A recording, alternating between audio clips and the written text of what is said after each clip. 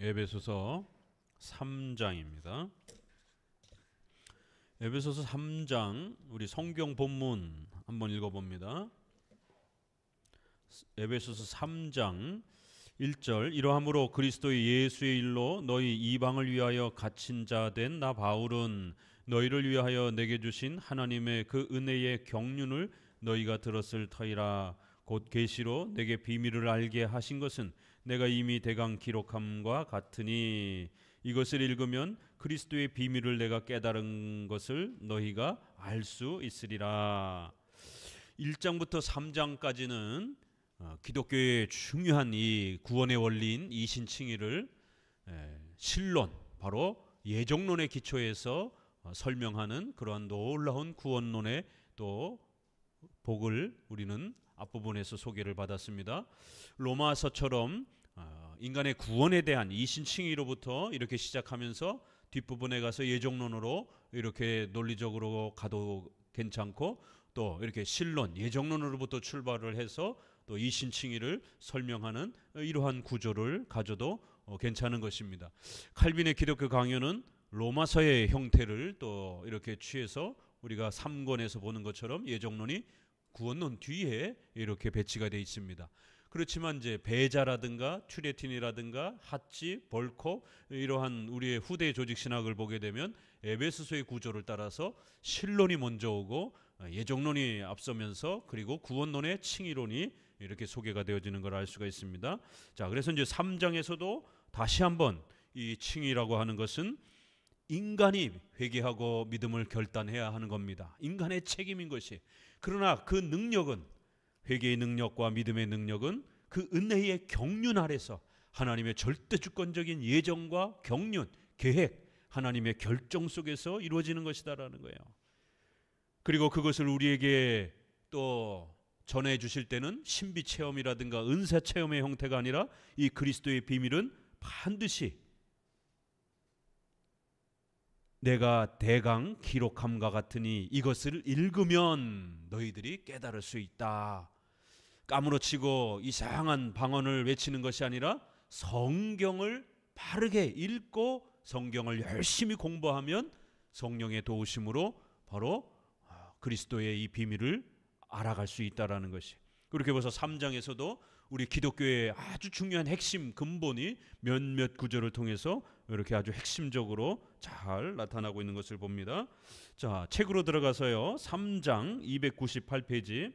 3장은 하나님의 비밀한 경륜 안에서 이루어지는 복음의 위대함과 이 복음을 섬기는 교회의 중요성을 종합적으로 다시 강조합니다.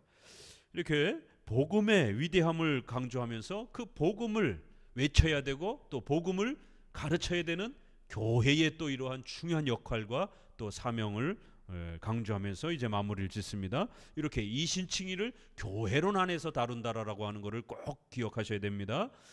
개인적으로 이렇게 신앙생활하는 것이 아니라 반드시 개인의 신앙은 교회 안에서 이렇게 신앙생활을 이루어 가야 한다라는 것을 가르칩니다. 택한 백성들을 구원하시는 이 복음의 위대한 역사는 은혜의 경륜에서 이루어진 것이며 하나님의 절대 주권 속에서 성취되는 비밀한 경륜. 이 경륜이라는 단어, 이 경륜이라는 단어가 섭리라는 단어로 표현될 수도 있습니다.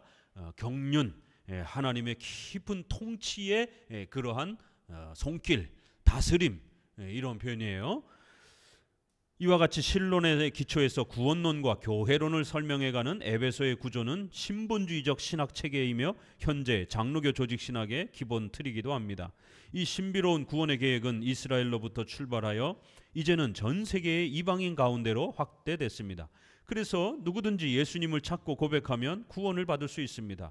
이방인들인 우리조차도 복음으로 말미암아 그리스도 예수 안에서 함께 후사가 되고 함께 지체가 되고 함께 약속에 참여하는 자가 될 수 있습니다.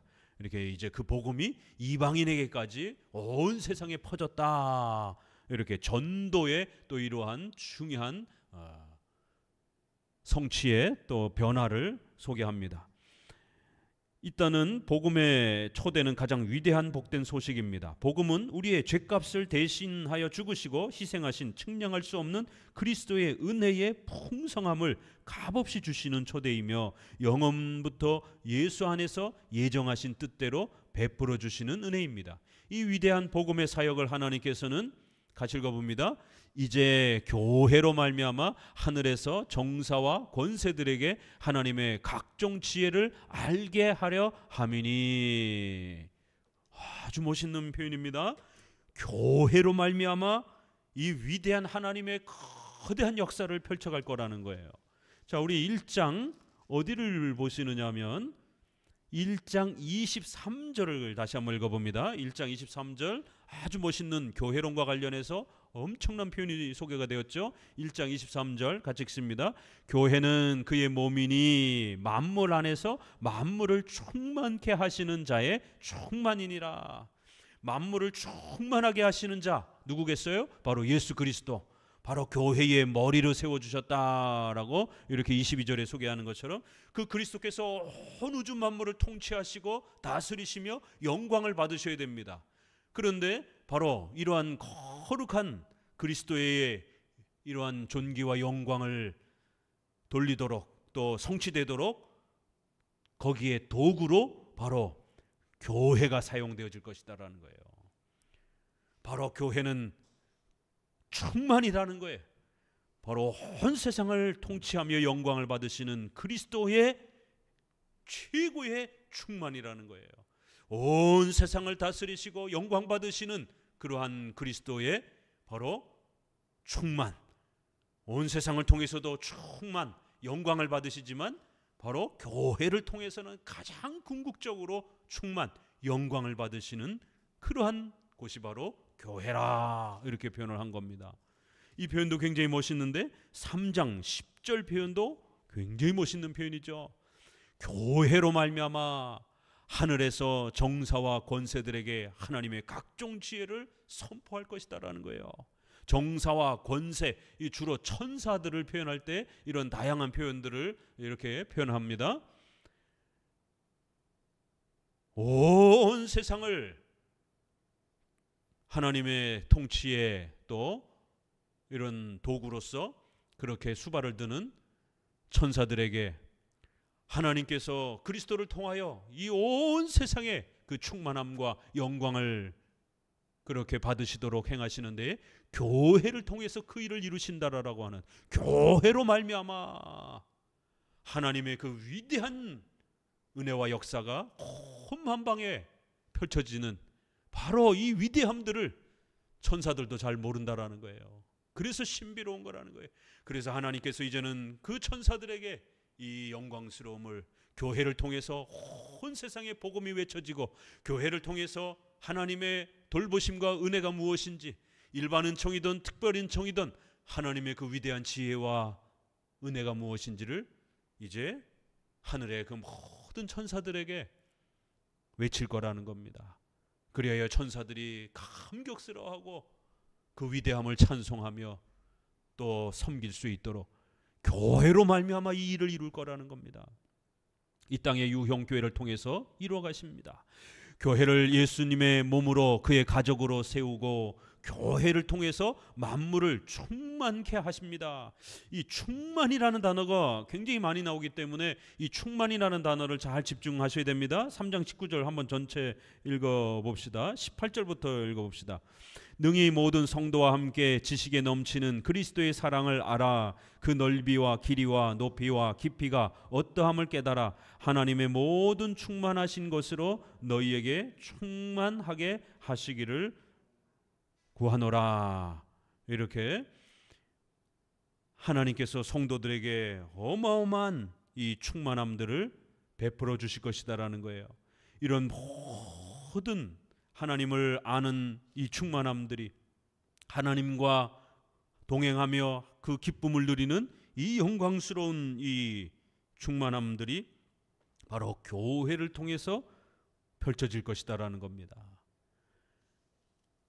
이런 놀라운 표현이 계속해서 마지막 부분에 교회를 통해서 그 위대함을 하나님께서 알려줄 거라는 겁니다. 하나님의 비밀한 경륜은 교회 안에서와 그리스도 안에서 성취된다. 여기 한 마지막 더 엄청난 표현이 나옵니다. 21절 우리 본문 전체 다 한번 읽어봅니다. 교회 안에서와 그리스도 예수 안에서 영광이 대대로 영원 무궁하기를 원하노라. 우리가 성경을 읽다 보면, 신약을 읽다 보면 예수 그리스도 안에서 이런 표현은 굉장히 많이 나와요. In Christ라고 하는 이 표현이 굉장히 많이 나옵니다.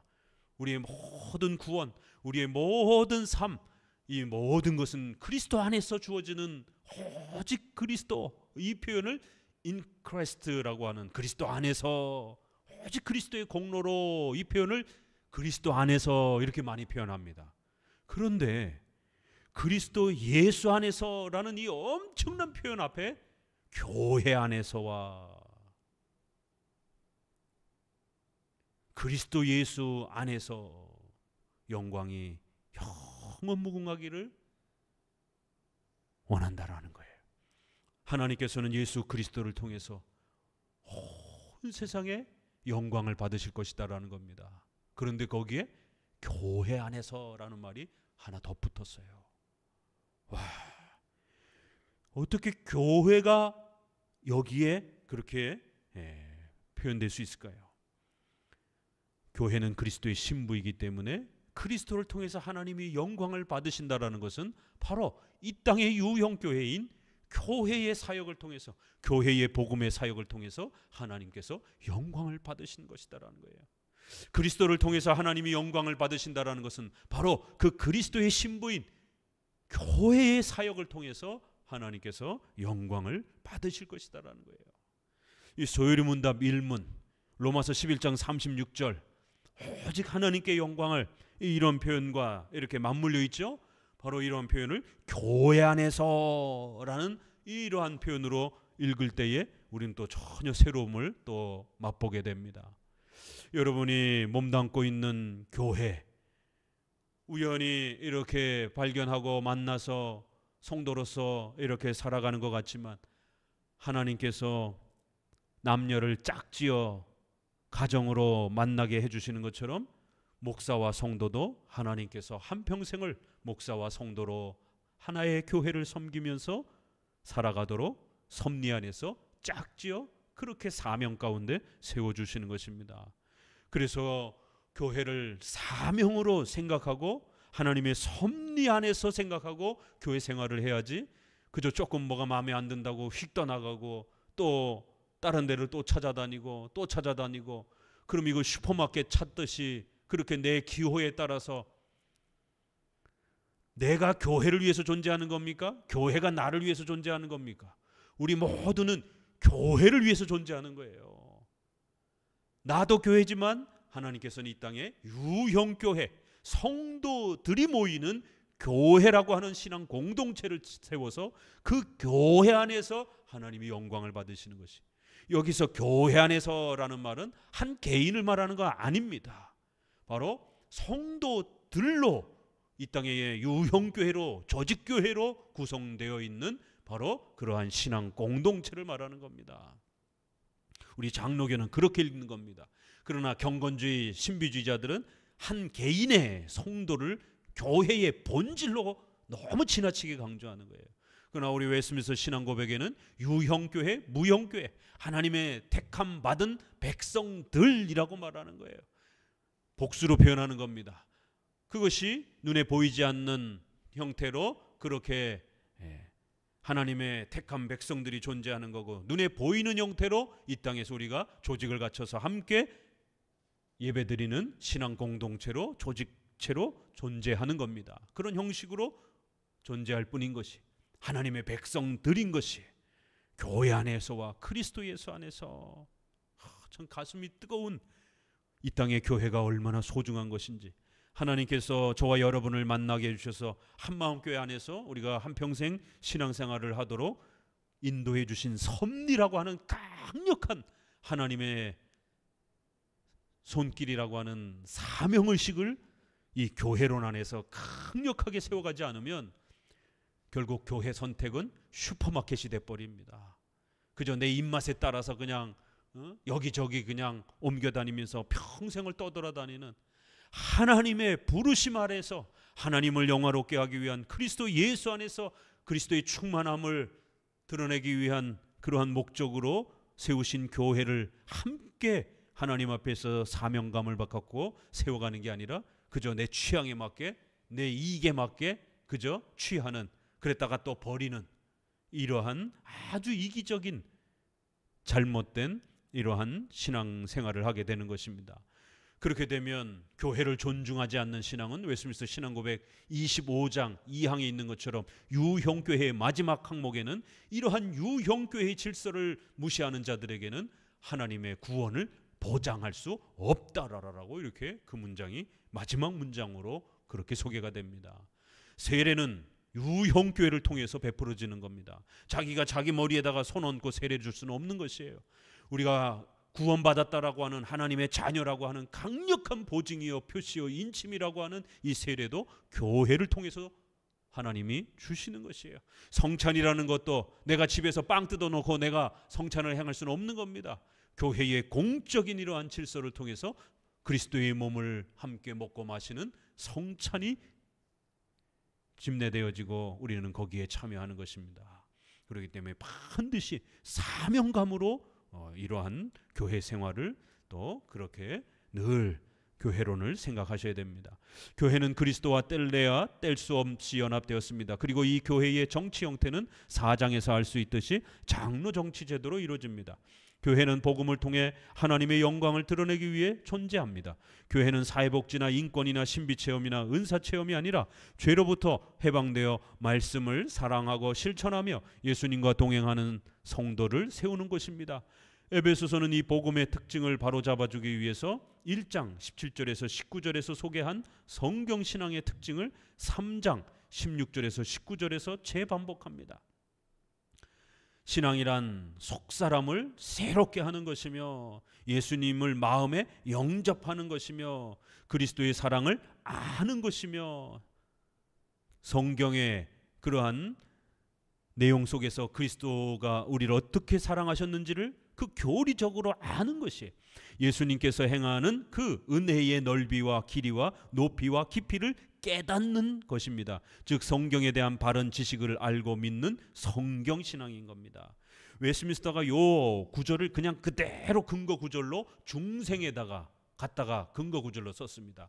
중생이란 뭐라고요? 까무러치고 막 전기 충격 온 것처럼 막 떨고 쓰러지고 방언하고 이러는 것이 아니라 우리 마음, 악한 마음이 새로워지는 거예요.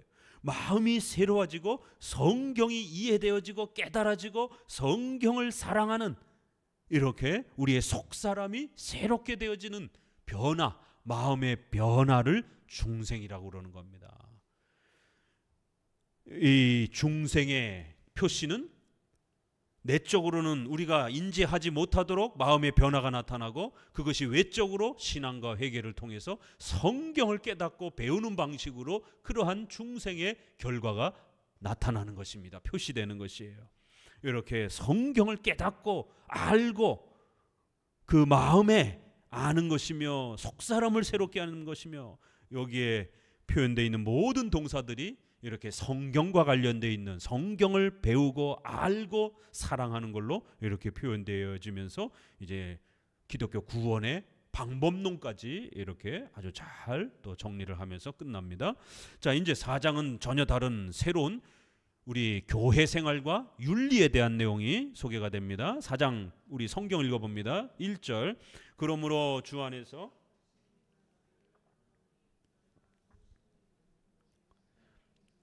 모든 겸손과 온유로 하고 오래 참음으로 사랑 가운데서 서로 용납하고 평안에 매는 줄로 성령의 하나 되게 하신 것을 힘써 지키라. 몸이 하나이요 성령이 하나이니 이와 같이 너희가 부르심의 한 소망 안에서 부르심을 입었느니라. 주도 하나이요 믿음도 하나이요 세례도 하나다. 갑자기 세례 얘기가 나오죠. 믿음, 우리가 앞에서 배웠던 그러한 믿음이란 반드시 세례로 나아가야 된다라는 거예요. 개인이 신앙 고백하고 예수님을 믿는 것입니다. 그러나 그 개인의 신앙 고백은 반드시 교회의 공적인 세례를 통해서 표시되고 인쳐져야 되는 것입니다. 그리고 그 개인의 신앙 고백은 반드시 교회의 공적인 예배를 통해서 표현되어지고 참여되어야 되는 겁니다. 그리고 성찬이라고 하는 것을 통해서 또 그 그리스도와 동행하는 은혜의 감격스러움들을 또 성장시켜 가야 되는 거예요.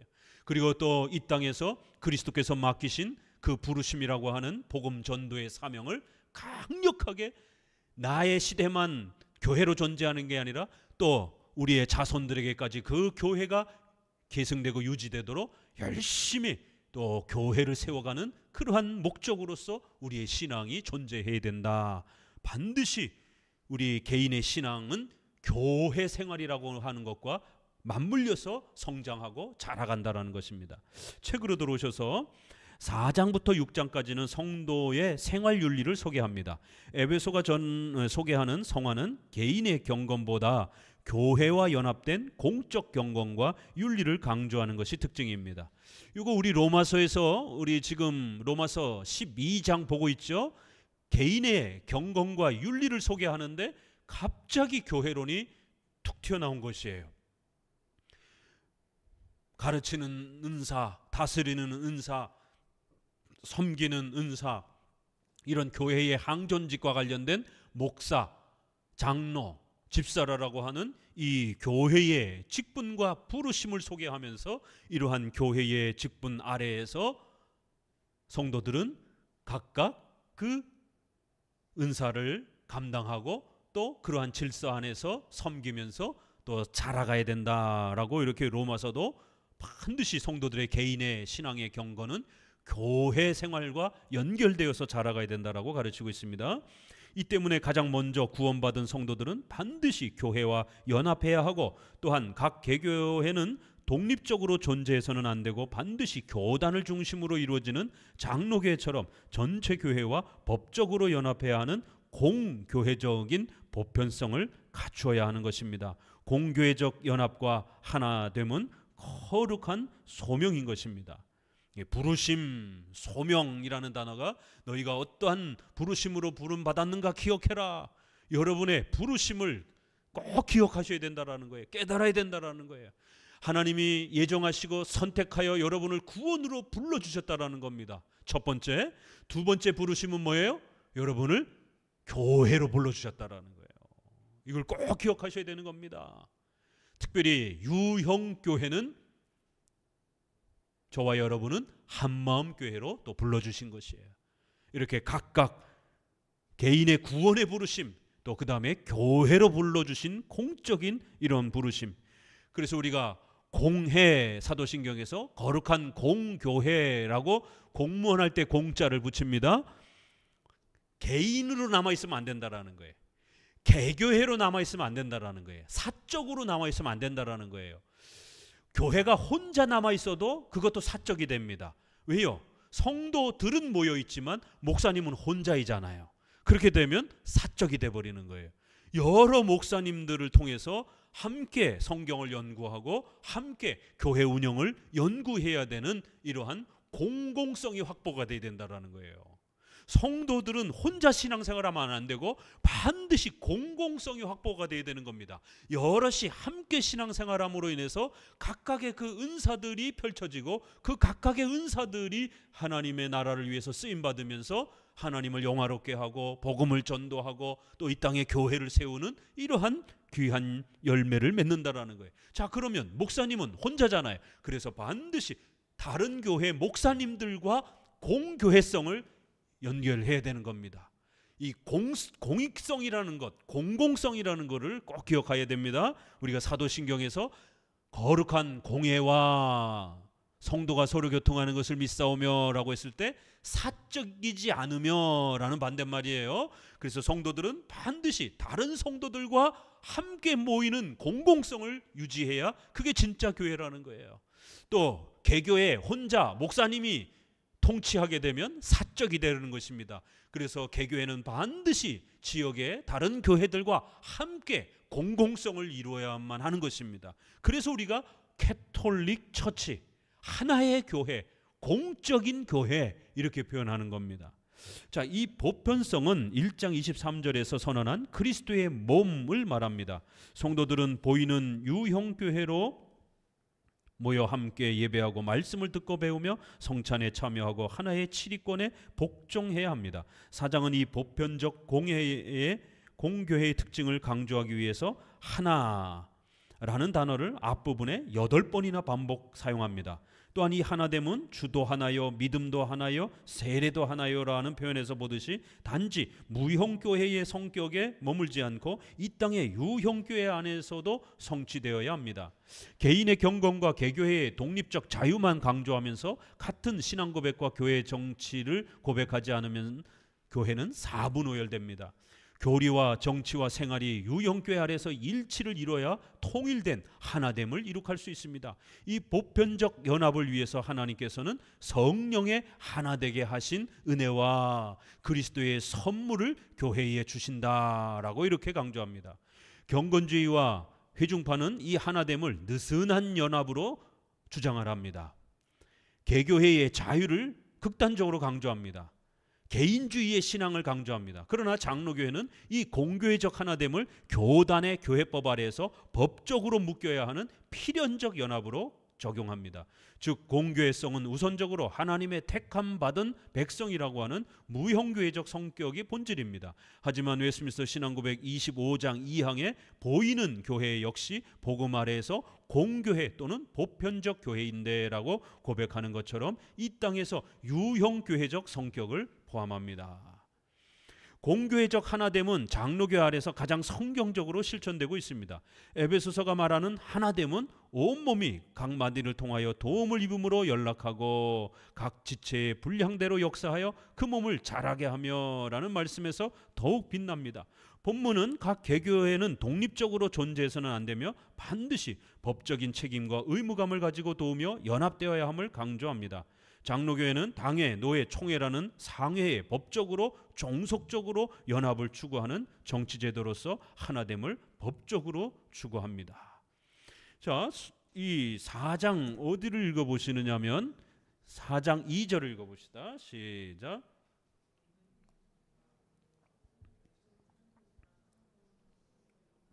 예, 성도들이 착하게 살아가야 된다라는 거예요. 윤리에 있어서 선한 삶을 유지하며 윤리를 올바르게 펼쳐가야 된다라는 거예요. 그럼 이게 어떻게 가능한가? 5절을 읽어봅니다. 주도 하나요? 믿음도 하나요? 세례도 하나요? 성도들이 윤리가 하나 되기 위해서는 어떻게 된다고요? 반드시 세례라고 하는 교회 정치가 하나가 돼야 된다라는 거예요. 교회 정치는 교회를 운영하는 또 교회를 치리하고 다스리는 법을 교회법을 정하는 겁니다. 세례를 주는 방법만 해도 3가지가 있잖아요. 침례도 있고 세례도 있고 또 물을 부어주는 이런 또 형태도 있습니다. 그럼 어떤 거를 선택할 겁니까?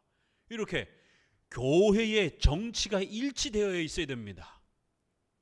그래야만이 윤리를 정할 수가 있는 거예요. 장례식에 가서는 어떻게 할 겁니까? 결혼식장에 가서는 어떻게 해야 될 겁니까?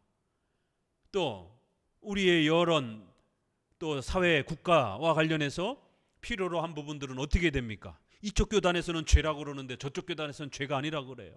동성애와 관련된 이런 부분들도 또 여러 가지 이러한 우리 일상생활에 수많은 그런 윤리적 문제들과 관련해서 교단마다 그렇게 해석하는 방식이 다 다릅니다.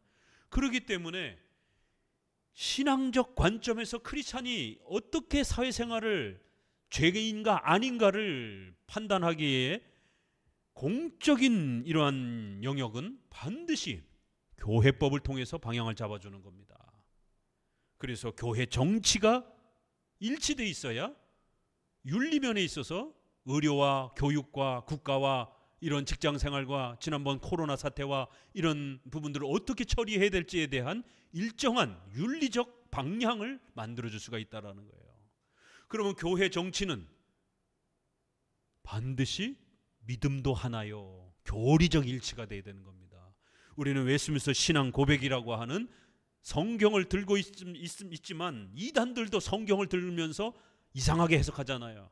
그렇기 때문에 적어도 우리 장로교는 교리 해석에 이러한 성경 해석의 교리 표준으로서 웨스트민스터 신앙 고백을 기준으로 삼는 겁니다. 이렇게 교리가 일치되어야 되는 거예요.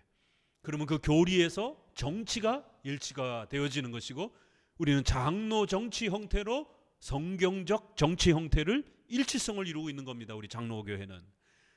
그렇기 때문에 그러한 정치 아래서 교단의 교회법 아래에서 어떻게 우리의 또 여러 삶과 관련해서 필요한 의식주와 관련된 부분들을 우리 성도들이 윤리에 있어서 어떻게 선택해야 될지를 최소한의 규범들을 교회법으로 그렇게 윤리적 기준을 마련해 주는 것입니다. 교리, 정치, 생활이 일치되어야만이 죄냐 아니냐에 대한 방향성을 잡게 되는 것입니다.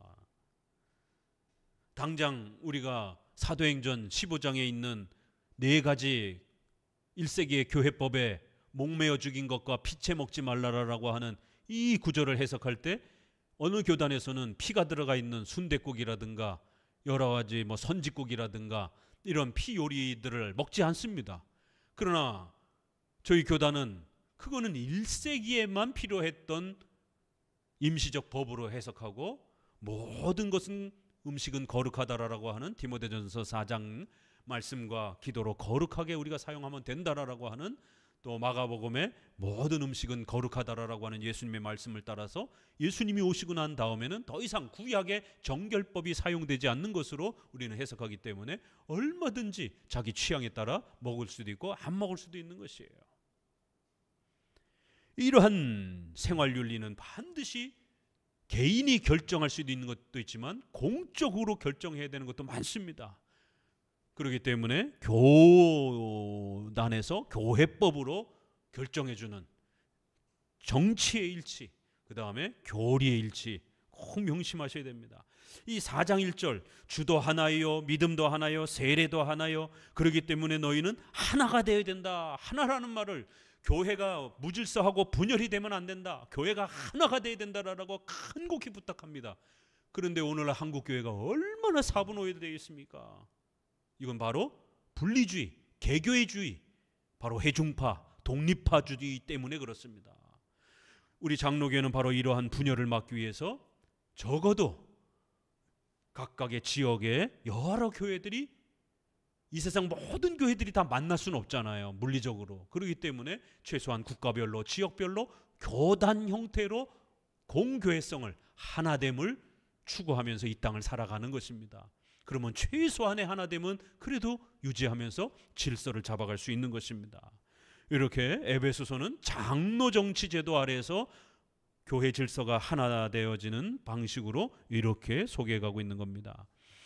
장로교적 연합은 직분론에서 더욱 명확합니다. 그가 혹은 사도로, 혹은 선지자로, 혹은 복음 전하는 자로, 혹은 목사와 교사로 주셨으니 라는 말씀은 목사를 가장 중요한 직분으로 제시합니다.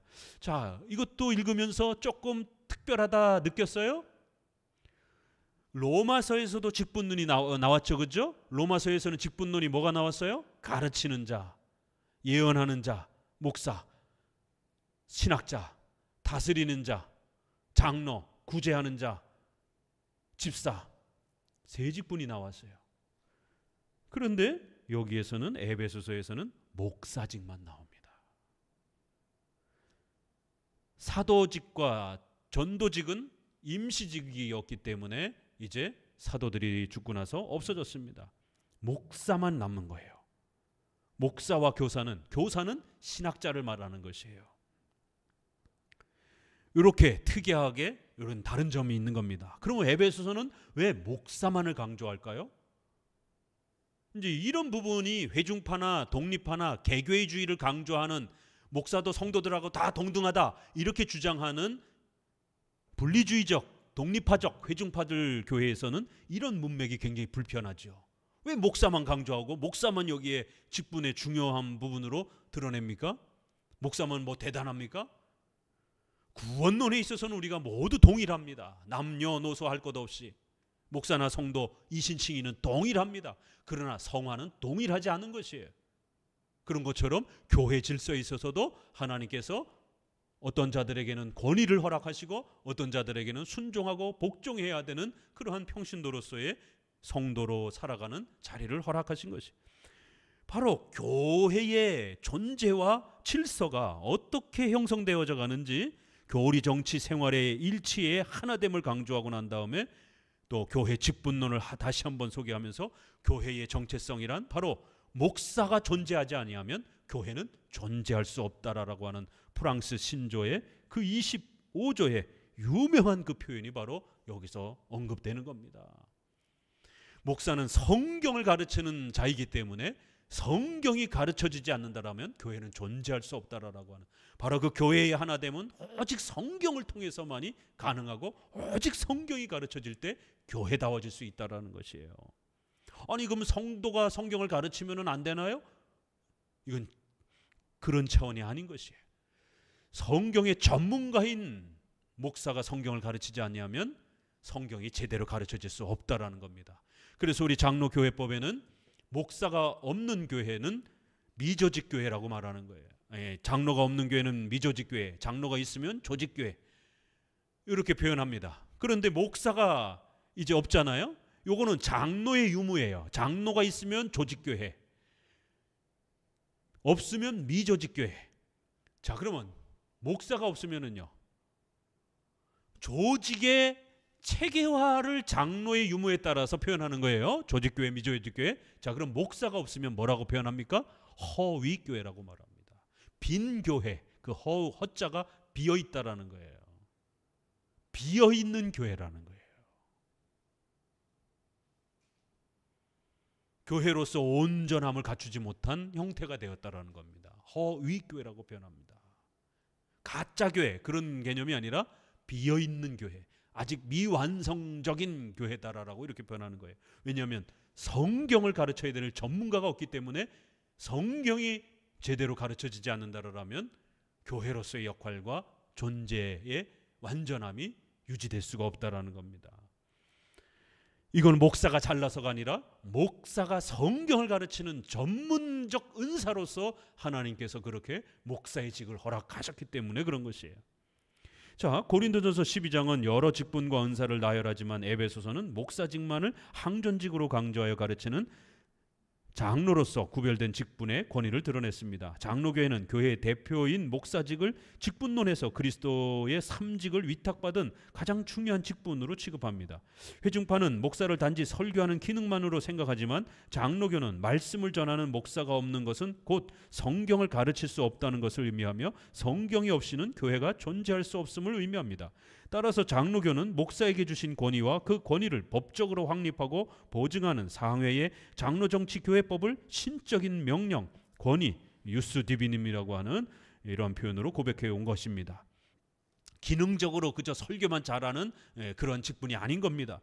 목회자에게 하나님이 권위를 허락해 놓으셨다라는 거예요. 장로교 목사에게 주어진 권위의 독특성은 칼빈의 제네바 교리문답에서 다음과 같이 소개됩니다. 306문 교회의 공적 집회에 꼭 참석해야 할 이유가 무엇입니까? 읽어봅니다. 답: 예수 그리스도께서 당신의 교회 안에 이 질서를 일반적으로 교회의 모든 성도를 위한 것이기 때문입니다. 게다가 그리스도께서 이것만이 성도를 교육하는, 양육하는 유일한 수단이라고 선언해 주셨습니다.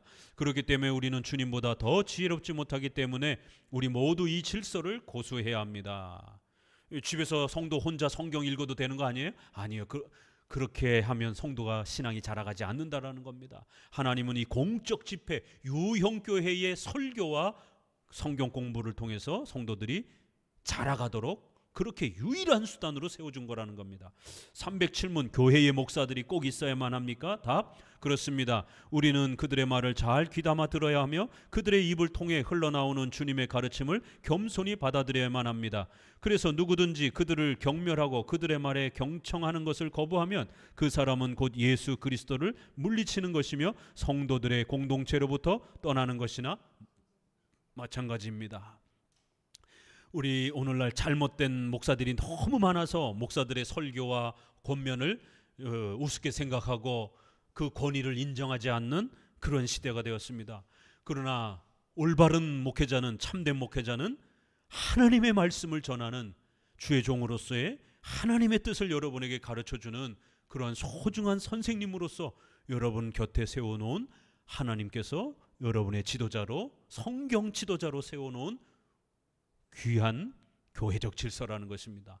그렇기 때문에 누구든지 자신의 목사로 세워준 그 목회자의 설교와 권면을 우습게 여기고 가볍게 여기고 경청하는 것을 거부하게 되면 곧 그리스도를 무시하는 것과 똑같이 취급되어진다는 거예요.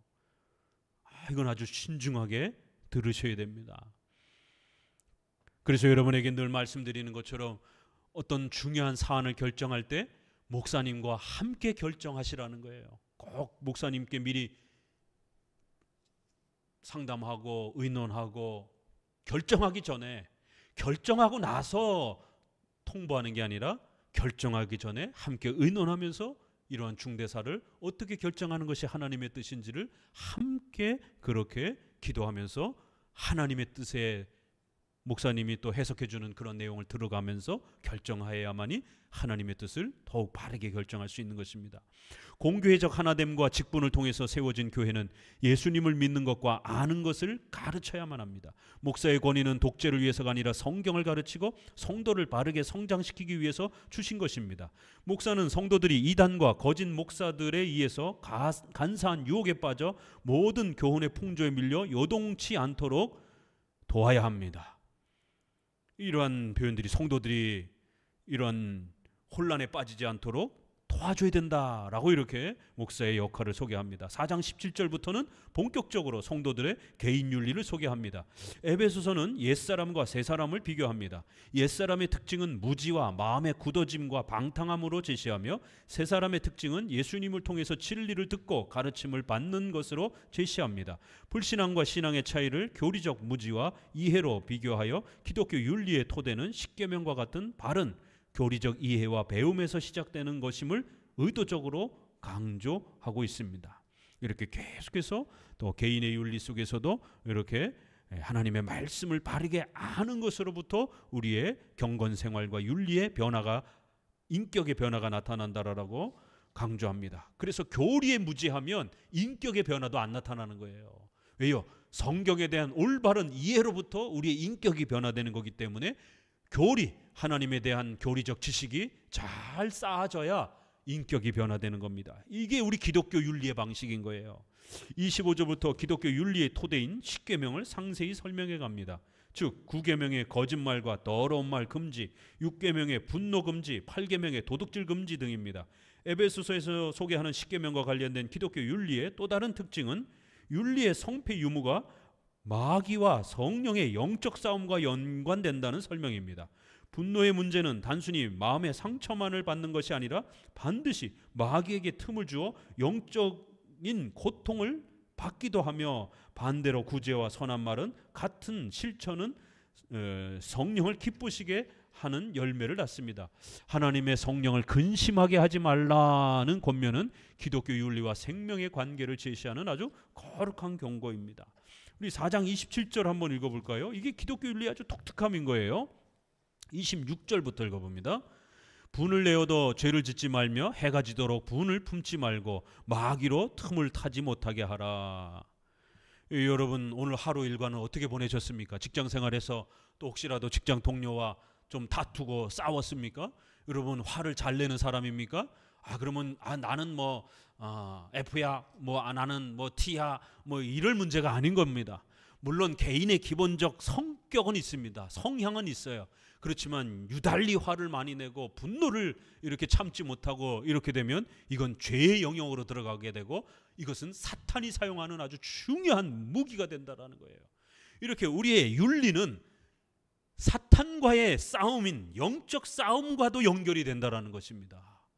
기독교 윤리는 반드시 교리적 지식을 잘 쌓아야만이 인격이 변화되는 교리의 이해로부터 윤리가 성장하는 이런 특징을 갖고 있어요. 두 번째는 성도들의 이 윤리의 이러한 실천과 실패는 단순히 내 성격 탓이 아니라 여러분이 사탄과 악한 영의 싸움에 지고 있다라고 하는 영적 싸움의 결과이기도 하다라는 거예요.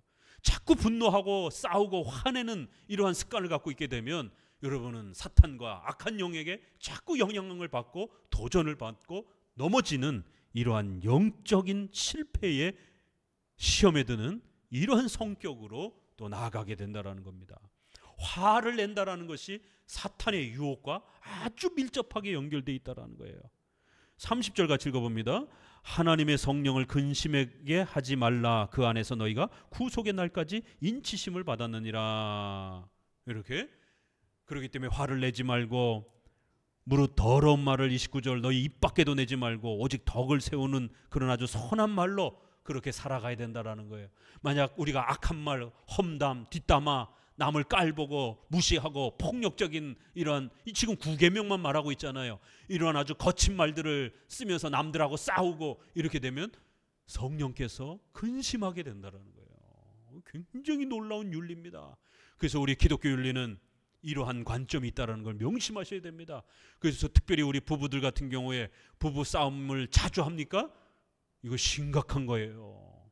단지 부부의 성격이 안 맞아서의 차원이 아닙니다. 영적인 싸움에 있어서 사탄과 악한 영의 도전에 공격에 여러분 스스로 자꾸 노출이 된다는 거예요. 그래서 혹시라도 우리가 연약해가지고 부부싸움을 했어요. 해가 짓도록 그 분을 품고 있지 말라라는 거예요. 아, 내가 어떻게 먼저 사과를 해. 자존심 상하게 말이야. 신혼부부들 명심하셔야 돼요. 자존심 부리다가 사탄과 악한 영에게 더 큰 문을 열게 됩니다.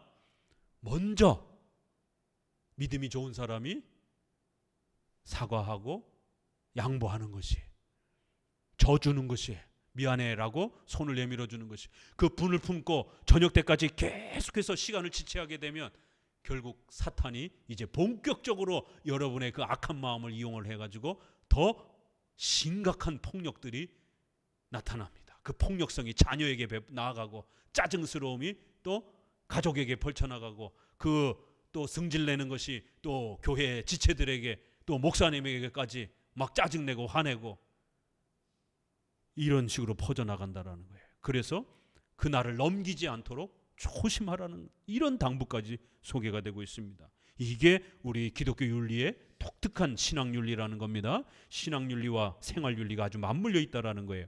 자, 5장을 같이 한번 읽어봅니다. 5장 1절 본문. 그러므로 사랑을 입은 자녀같이 너희는 하나님을 본받는 자가 되고 그리스도께서 너희를 사랑하신 것 같이 너희도 사랑 가운데서 행하라. 그는 우리를 향하여 자신을 버리사 향기로운 제물과 생축으로 하나님께 드리셨느니라.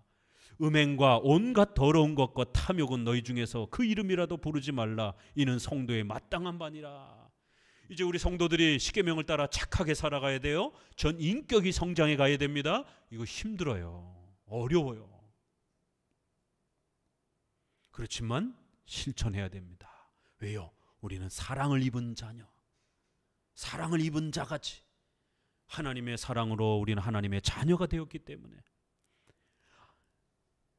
32절 4장 32절 하나님이 그리스도 안에서 너희를 용서한 것 같이 너희도 이웃을 용서하라는 거예요. 하나님처럼 용서하라는 거예요. 우리도 5장 2절 그리스도께서 너희를 사랑한 것 같이 우리가 이웃을 사랑하라는 거예요. 그리스도처럼 사랑하라는 거예요. 하나님처럼 사랑하라는 거예요. 이거 얼마나 멋있는 말입니까? 우리가 어떻게 하나님과 같이 될 수 있습니까? 그런데 인격 면에 있어서 우리는 하나님과 같이 하나님처럼 살아가야 된다는 거예요. 그리스도처럼 살아가야 된다는 거예요. 사랑하고 용서하고 양보하고 도와주고 이런 부분들을 하나님처럼 그리스도처럼 우리가 구원의 이런 사랑을 입은 자녀이기 때문에 자녀같이 같이라는 단어가 반복이 되면서 이것이 마땅한 바다 이렇게 계속 이제 새 사람으로서의 전 인격적인 우리의 또 윤리의 이 중요함을 계속 가르칩니다. 책 5장 4장에서 옛사람과 새사람을 대조하여 기독교 윤리의 중요성을 강조했다면 5장에서는 어둠과 빛을 대조하여 재차 강조합니다. 5장 초반부에서는 하나님을 본받는 자가 되라고 권면하여 4장에서 성령을 기쁘시게 하라는 권면을 한 번 더 반복하였습니다. 십계명을 실천하는 삶은 이 성령을 기쁘시게 하는 것이며 하나님을 인격적으로 닮아가는 거룩한 변화입니다. 이 표현은 신비주의자들의 곡해하듯이 인간이 하나님과 본질적으로 일치된다는 의미가 아니라 인격적으로 닮아간다는 것을 말하는 겁니다. 여기 방언, 쓰러짐 하나도 없잖아요. 오히려 이웃을 사랑하고 용서하고 참고 화내지 말고, 이게 진짜 성령 충만이고 이것이 진짜 성령을 기쁘시게 하는 일이라는 거예요. 3번 화낼 거 한 번만 화내세요. 노력해 보는 거예요. 그러다 보면 한 번도 이제 화가 안 나게 되는 또 그러한 단계로 성장할 수 있습니다. 이 외에도 같이 읽어봅니다. 그리스도께서 너희를 행함이라 라고 권면하여 성화의 필요성과 중요성을 에 대해서 강조합니다. 성화는 예수님의 대속적 희생과 은혜로 의롭게 된 성도들이 마땅히 행해야 되는 열매입니다. 즉 성화는 칭의의 조건이 아니라 칭의받은 자의 필연적이고 마땅한 열매입니다. 이 필연성에 대해서 5장 8절은 이제는 주 안에서 빛이라 빛의 자녀들처럼 행하라고 표현했습니다. 그리고 그 빛의 열매는 갈라디아서 5장 22절에 오직 성령의 열매라고 이렇게 하면서 9가지의 인격 변화를 소개했듯이 에베소서에서도 모든 착함, 의로움, 진실함 등의 인격적 변화를 제시합니다. 성화의 열매, 즉 성령의 열매는 결코 방언, 축기, 신유, 떨림, 흥분, 쓰러짐과 같은 신비 체험이 아니라 십계명에 기초한 전인격적인 변화와 성장입니다. 15절에서 17절에서는 지혜 없는 자, 지혜, 이해 이런 단어를 씁니다. 강조하며 기독교 윤리의 기준인 십계명의 중요성을 재차 강조합니다. 특히 어리석은 자가 되지 말고 오직 주의 뜻이 무엇인가 이해하라는 말씀에 선명하게 드러나듯이 성화란 체험이 아니라 주의 뜻을 교리적으로 바르게 이해, 언더스탠딩입니다. 이게 이해하는 거예요. 이 로마서랑 똑같죠. 그렇죠. 로마서 12장에도 지혜롭게 분별하고 생각하라. 에베소서에서는 이해하라. 주의 뜻을 이해하고 깨달아라. 십계명을 교리적으로 바르게 이해하여 실천하면서 전인격적으로 성장하는 장로교의 성화로는 오직 성령의 충만함을 받으라는 명령에서 더욱 빛납니다. 성령 충만이란 방언과 같은 은사 체험이 아니라 십계명을 통한 신앙과 전인격의 거룩한 변화임을 강조하기 위해서 이어지는 본문은 공적 찬송에 대한 19절, 그 다음에 피차, 복종이라는 2가지 아주 중요한 부분을 제시를 합니다. 19절이 무엇인가 한번 같이 읽어봅시다. 5장 19절. 시와 찬미와 신령한 노래들로 서로 화답하며 너희의 마음으로 주께 노래하며 찬송하며 범사에 우리 주 예수 그리스도의 이름으로 항상 아버지 하나님께 감사하며 21절 경외함으로 피차 복종하라. 이렇게 기독교 윤리와 관련해서 공적인 예배 윤리, 신앙 윤리를 하나 소개하고요. 시와 찬미와 신령한 노래로 하나님을 전심으로 예배하는 신앙 윤리, 예배 윤리가 있어요. 교회 윤리가 있는 것이죠. 또 그리고 하나는 개인 윤리, 피차 복종하고 피차 사랑하고 피차 서로 도우는 이러한 개인 윤리가 우리 기독교 윤리의 핵심이라는 겁니다. 신앙 윤리, 예배 윤리와 관련된 신앙 윤리, 그 다음에 생활, 개인의 윤리, 이렇게 구별이 되는 것입니다.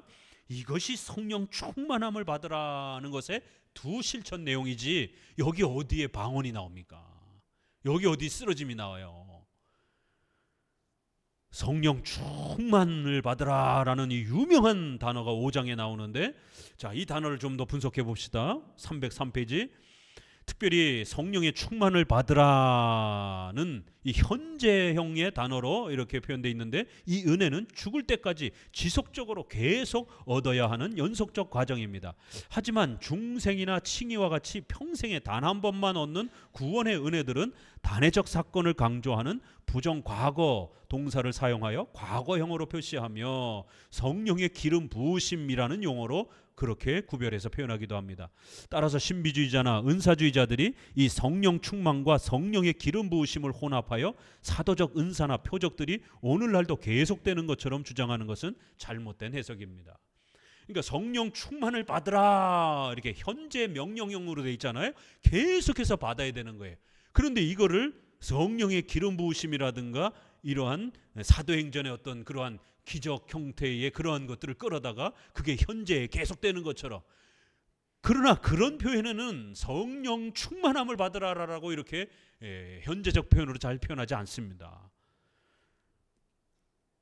성령 충만함을 받으라는 것은 인격적인 변화와 관련돼서 이렇게 표현하고 있는 거고, 성령의 기름 부으심이라고 하는 것은 이렇게 과거 동사를 써서 중생, 우리의 칭의와 관련해서 단 한 번 이루어지는 그러한 구원의 은혜들과 관련해서는 과거형으로 주로 쓰고, 그러한 표현을 성령의 기름 부으심, 성령의 그러한 세례 이렇게 표현합니다.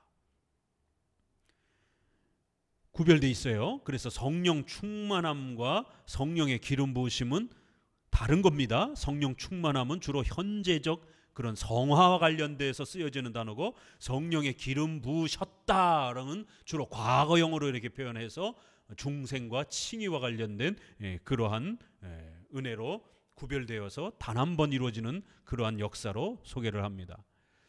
예를 들면 다 한 성령으로 세례를 받아 한 몸이 되었고 또 다 한 성령을 마시게 하셨느니라는 명령은 단회적으로 완성된 과거의 사건으로 표현됐습니다. 이 외에도 이거 유명한 고린도전서 12장 표현이잖아요. 세례를 받아 또 성령을 마시게 하셨느니라, 중생과 관련된 그러한 표현들입니다. 이게 이 외에도 우리를 너희와 함께 그리스도 안에서 견고케 하시고 우리에게 기름을 부으신 이는 하나님이시니. 그러니까 이제 우리 번역은 이런 표현이 현재형으로 돼 있어요. 기름을 부으신 이렇게 돼 있어요. 그렇지만 영어도 보게 되면 has anointed 이렇게 돼 있어요. 과거 완료형으로 돼 있어요.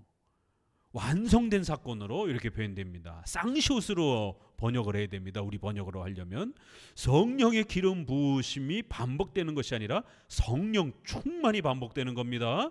성령 충만의 첫 번째 열매로 공적인 예배와 찬송을 제시합니다. 시와 찬미와 신령한 노래들로 서로 화답하고 주께 노래하며 찬송하라는 것이에요. 우리 성도들의 신앙 윤리는 열심히 예배에 참여하면서 신앙이 성장하고 인격이 성장해 간다라는 거예요. 예배에 열심히 참여하지 않으면 인격이 자라가지 않습니다. 인격이 변화되는 것은 반드시 설교를 통해서, 예배를 통해서 교리적 지식이 성장하고 또 하나님께 예배드리는 이러한 또 마음이 충만해질 때 또 인격이 성장해 가는 것입니다. 서로 주고받는 화답 찬송은 성도들이 모여 함께 찬송하는 공적인 예배 찬송을 뜻합니다.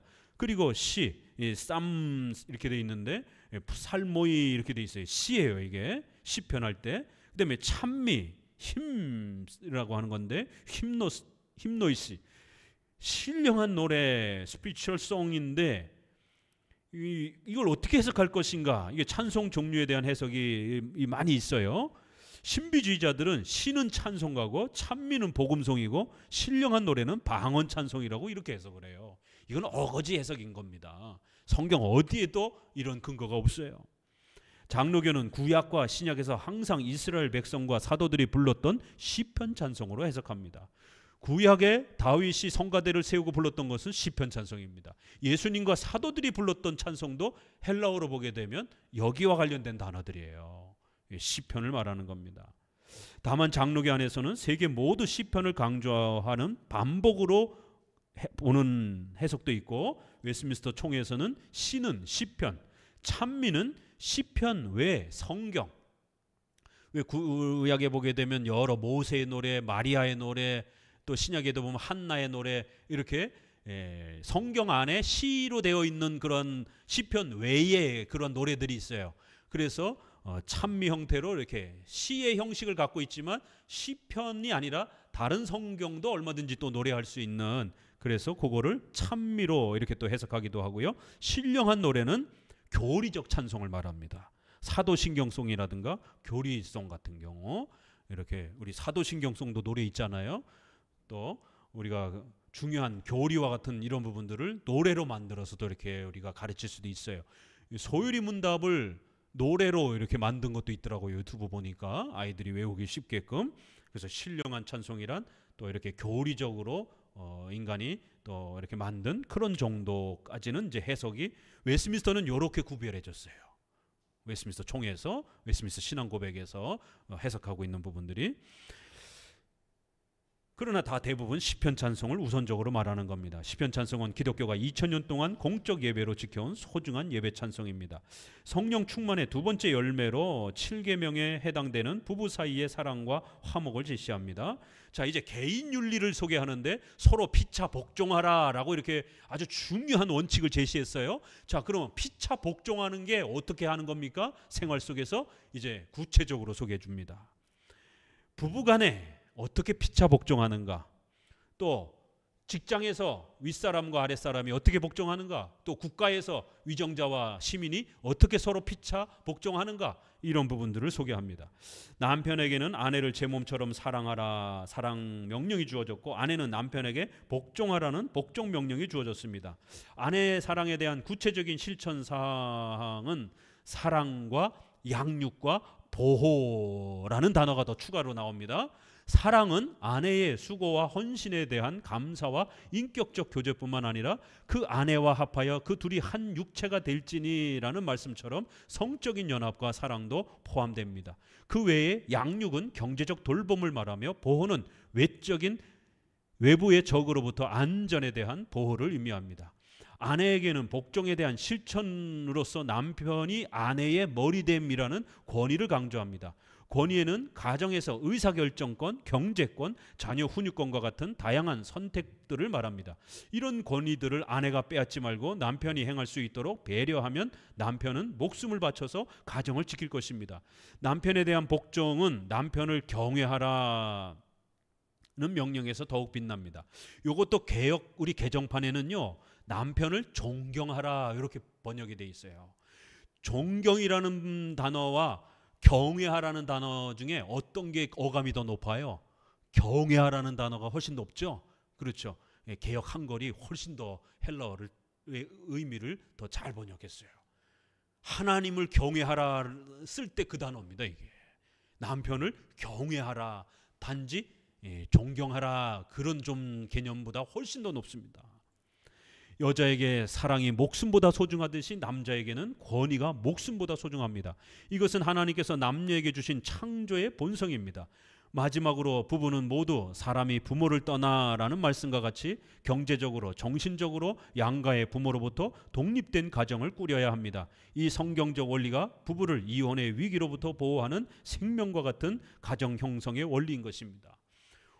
꼭 명심하셔야 돼요. 요거 목사님이 우리 예비 부부들 이제 결혼 확정하면 부부들에게 가르치는 교육 안에 들어있는 성경적 가정 원리의 핵심입니다.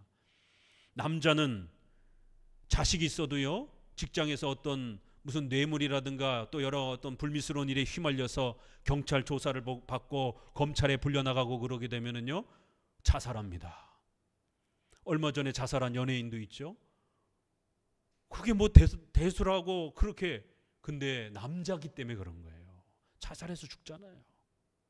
그 명예를 잃은 거에 대해서 못 견디는 겁니다. 이게 남자예요. 여자는요, 경찰 조사를 받고 뭐 이런다고 해서 웬만해서 자살 안 합니다. 오히려 우리 어머니들은 생활이 어려워지고 또 뭐 외부로부터 어려움을 손가락질을 받아도 허리띠 졸라매고 자식들하고 먹고 살기 위해서 시장 난전에서라도 그렇게 장사하면서 온갖 모욕을 참아가면서 자식들을 키워냅니다. 이게 여성이에요. 그런데 남자가 바람피면 여자는 자살을 해요. 이게 여자예요. 사랑의 이러한 부분을 잃어버리게 되면 여성은 성폭력을 당해서 성을 잃게 되면 자살을 합니다. 남자가 성폭력 당했다고 자살하는 남자 봤어요? 거의 없어요. 그렇죠? 근데 여성은 성폭력을 당하거나 남편이 바람을 핀다든가 이렇게 사랑의 그 연합에 대한 부분의 이 부분을 잃어버리게 되면 여성은 자식이 있어도 자살을 해버립니다. 이렇게 각각 남녀의 차이가 다르다라는 거예요. 그래서 이 부분을 잘 파악하고 하나님이 창조해 주신 이 남녀의 특성과 부부의 이러한 성경적 원리를 정확하게 이해하고 적용하게 되면 아주 훌륭한 믿음의 가정을 만들 수 있습니다. 그래서 여성들은 잔소리를 할 수 있어요. 바가지를 긁을 수 있어요. 그러나 의사결정권, 경제권, 자녀 훈육권의 최종 권위는 항상 남편이 행할 수 있도록 항상 이렇게 배려하는 겁니다. 평상시에는 서로 얼마든지 의논하고 이렇게 가는 거예요. 그렇지만 의견이 부딪힐 때, 그럴 때는 최종 권위를 남편에게 양보해 주는 거예요. 그러면 그 남편은 권위를 받으면서 엄청난 에너지와 힘을 발휘하고 또 가정을 위해서 희생하려고 애를 씁니다. 그런데 아내가 결정적 순간에 남편의 이런 의사결정권, 경제권, 자녀 훈육권을 무시하잖아요. 그럼 남편은 가정에 충실하지 않습니다. 겉돕니다. 네가 알아서 해. 지난번에도 네가 다 했잖아. 뭐 시댁일. 뭐 네가 지난번에도 다 했잖아. 나 몰라. 네가 알아서 해. 그리고는 이제 그 잘못되고 이렇게 되면 네가 그렇게 결정했으니까 이제 이렇게 되는 거예요. 그러면서 집에 잘 들어오지도 않는 거예요. 이게 남자입니다. 여성은 반대로 아무리 싸워서도 꽃 하나를 사서 가지고 가서 미안하다라고 여성에게, 아내에게 고맙다라라고, 수고했다라라고 이렇게 보다듬어 주면 아무리 크게 싸웠어도 여성은 또 금방 풀어지고 또 마음을 엽니다. 이게 고유한 특징이에요. 그래서 우리 청년들도 아셔야 되지만 이미 기존에 결혼한 부부들은 명심하셔야 됩니다. 성경적 가정의 원칙을 명심하셔야 돼요.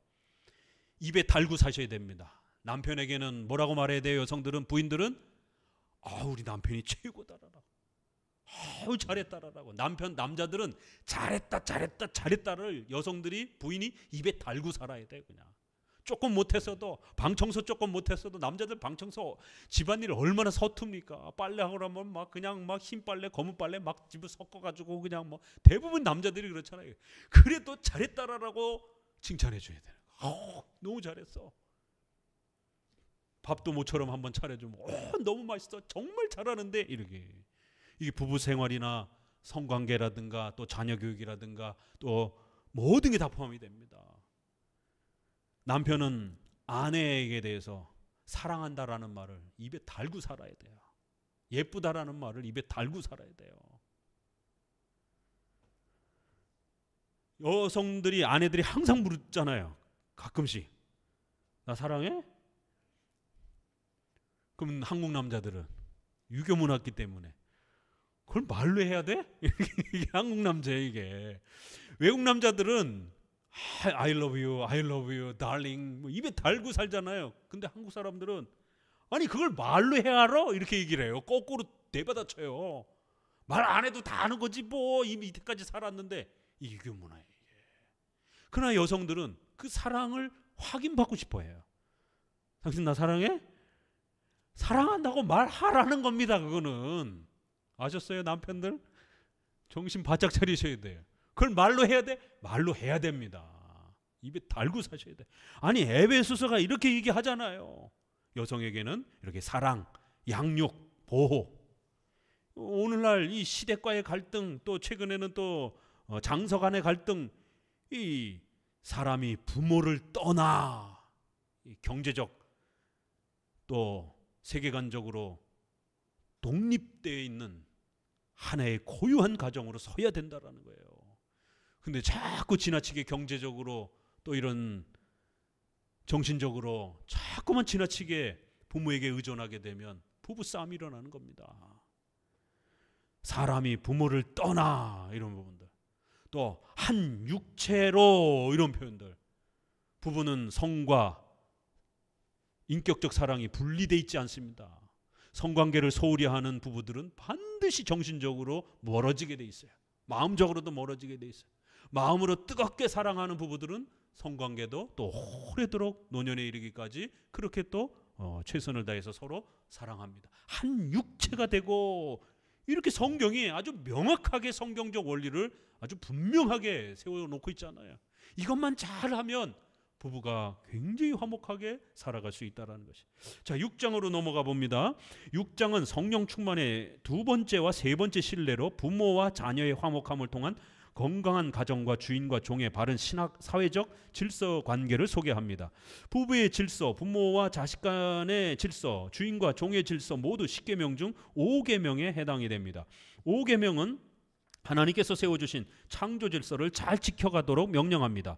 주 안에서 그리스도께 하듯 하나님의 뜻, 주에게 그대로 받은 줄 암, 저희와 너희의 상전이 하늘에 계시고 라는 표현들은 모두 하나님의 창조 질서를 강조합니다. 하나님께서 각 분야와 사회 질서를 세우시고 통치하시기 때문에 성도들은 질서와 권위를 무시하는 무질서, 무권위가 얼마나 심각한 죄인지를 깨달아야 합니다. 오늘날 자유주의자들은 절대평등, 성평등, 경제평등, 극단적 자유, 차별금지법 등을 강조하면서 무질서가 마치 인권인 것처럼 강조합니다. 성도들은 이런 무질서를 배격하고 부부와 가정과 사회와 국가와 교회 속에서 세우신 창조 질서와 하나님께서 위탁해 주신 권위를 존중해야 합니다. 창조 질서의 중요성을 강조하기 위해서 하나님께서는 자녀들의 순종에 대한 선물로 잘되고 땅에서 장수하리라, 이렇게 부모를 공경하라 그러면 너가 땅에서 잘되고 장수한다라는 거예요. 잘된다라는 거예요. 범사에 경제적으로 성도들의 자녀들이 이렇게 풍요로움을 누린다라는 겁니다. 부모들에게 효도하시고 부모님께 잘하시기 바랍니다. 태어나 보니까 목사님 자녀예요. 이 목사님 자녀로 살아간다는 게 얼마나 어려운 겁니까? 그래도 불평하지 말고 하나님의 섭리의 뜻인 줄 알고 살아가는 것이에요. 또 태어나 보니까 돈이 너무 없는 가난한 가정에 태어났어요. 하나님이 태어나게 하시는 거예요. 여러분이 선택해서 그 가정에 태어난 게 아니잖아요. 또 태어나 보니까 어떤 부모는 좀 거칠고 좀 온화하지 못해요. 그래도 하나님이 짝지어서 내가 그 부모로부터 태어나게 하신 겁니다. 하나님이 정해주신 부모와 자식 간의 관계예요. 부모가 그 자식에게는 가장 최고의 좋은 모습으로, 조건으로, 선물로 그 자녀에게 그런 부모를 주신 겁니다. 가장 나쁜 부모를 주시는 게 아니라 하나님이 계획하시고 준비하시고 섭리하셔서 부모와 자식으로 그렇게 이 세상에 존재하는 것이에요.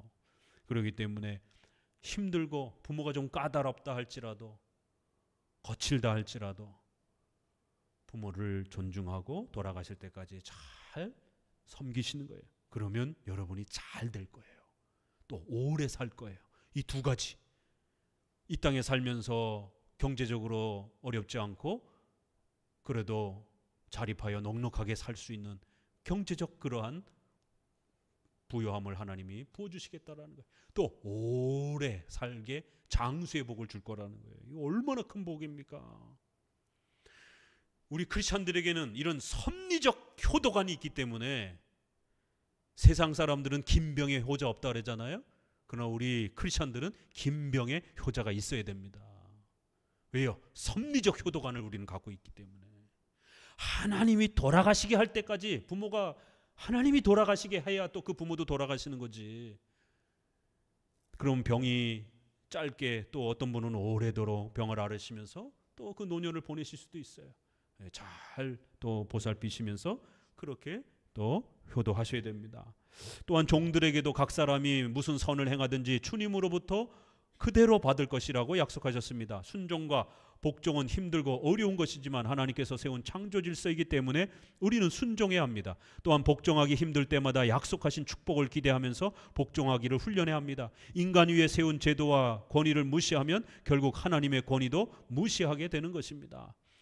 종들에게도 참으라라라고 까다로운 윗사람이 있다 할지라도 하나님을 생각하면서 참으라. 베드로전서 2장 13절이에요. 그러면 때가 되면 하나님이 너희에게 복을 주실 것이다라고 이렇게 아랫사람들에게는 순종과 복종의 책임을 요구하는 겁니다.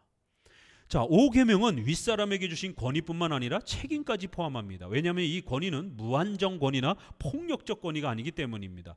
부모는 자녀를 노엽게 하지 말아야 한다. 이거 참 독특한 표현이죠. 이게 이제 유교 문화랑 다른 거예요. 유교 문화에도 부모님을 잘 모시라는 말은 있어요. 그러나 우리는 섭리적 효도관이라는 거, 또 그 다음에 제한이 있는 효도라는 거예요. 무한정 효도가 아니에요. 어떤 제한이 있어요? 자녀를 노엽게 하지 말라. 부모가 자녀가 신앙생활하는 것을 못하게 해요. 그러면 그때는 저항해야 됩니다. 아무리 부모일지라도 교회 못 나가게 하면 저항하셔야 되는 거예요. 제한이 있는, 하나님을 섬겨야 되는, 하나님의 말씀에 순종해야 되는 제한이 있는 효도예요. 무한정 효도가 아닙니다. 심청이 같이 자기 목숨을 내던지고 이런 식의 유교 문화는, 아버지가 부모님이 고기를 먹고 싶다 그러니까 자기 허벅지를 잘라가지고 바치고, 이런 식의 무한정한 그러한 극단적 효도관이 아니에요. 유교의 효도관은 지배 개념의, 소유 개념의 효도예요. 내 거니까, 이런 식의, 자식은 내 거니까, 이런 수지불보 이런 부분도 머리카락 하나, 손톱 하나까지도 전부 다 부모님이 물려주신 것이다. 이런 어떤 지배 개념이, 소유 개념이 너무 강해서 극단적 이런 속박 개념이 강합니다. 그러나 주 안에서 해야 되는 겁니다. 자녀를 노엽게 하면 안 되는 거예요. 그럼 이 자녀를 노엽게 한다는 말이 뭔가? 부모 자신의 성격이나 지나친 욕심이나 세상의 성공을 목적으로 자녀들을 억압하고 강요하면 자녀는 폭력적으로 변합니다. 같이 읽어봅니다. 4절. 오직 주의 교양과, 말씀처럼 오직 성경의 기준 안에서 인격적 배려로 양육해야 합니다. 주인들도 위협이나 공갈을 그치라는 말씀처럼 아랫사람을 폭력적으로 대하면 안 됩니다. 하나님께서는 주인들이 어떤 의도로 아랫사람에게 행동했는지 전부 살피시고 그대로 갚으신다는 것이라고 엄중히 경고합니다. 이렇게 주님의 말씀과 훈계로 양육하라. 하나님의 말씀의 범위를 넘어서서 자녀들을 노엽게 하거나 폭력적으로 대하면 안 된다는 거예요. 이렇게 주인들에게도 공갈을 그치고 위협을 그쳐라. 이렇게 제한이 있는 그러한 효도요, 복종이요, 순종이라는 겁니다. 6장은 마지막 부분에 기독교 윤리의 독특성을 거듭 설명합니다.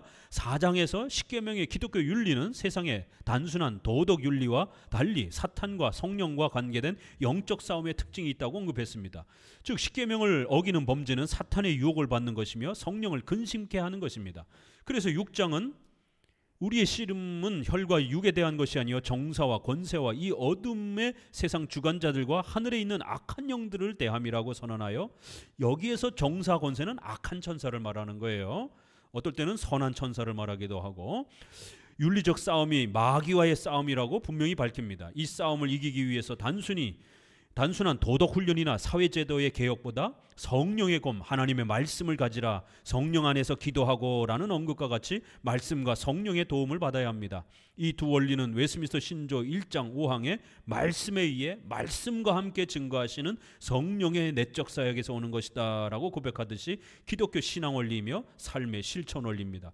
말씀의 중요성을 좀 더 강조하기 위해 로마 군인의 전투복 비유를 들어 진리, 의, 복음, 믿음, 구원을 철저하게 준비하라고 권면합니다. 성도들이 성령 하나님의 내적인 능력과 은혜를 통해서 말씀으로 무장하고 십계명을 바르게 실천하는 것, 바로 이것이 하나님의 전신 갑주를 준비하는 것입니다. 6장 23절 마지막으로 한번 읽어봅니다. 6장 23절입니다.